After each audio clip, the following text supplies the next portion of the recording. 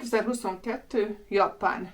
Egy safari parkról van szó. Egy 26 éves alkalmazott bement egy épületbe, ahol a tigriseket tartják ketrecben. Ebben az épületben nem szabadna szabadon kószálnia az állatoknak. Bement az épületbe a folyosóra, ahonnan nyílnak a ketrecek. Ezen a folyosón szembe találta magát Voltával, egy tigrissel. Ugyanis az előző éjszaka valaki nem jól zárta be az ő ketrecét és kiszabadult.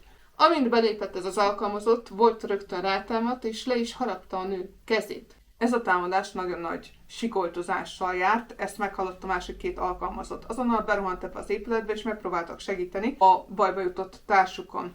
Ezt a másik két alkalmazottat is megtámadta Volta.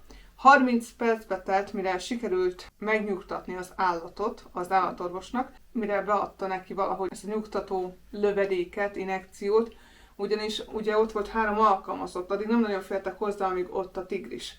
Kisebb-nagyobb sérüléseket, súlyosabbakat, nem annyira súlyosabbakat elszenvedtek az alkalmazottak, de sikerült mind a 3-at kórházba vinni, és mindegyik túlélte a támadást.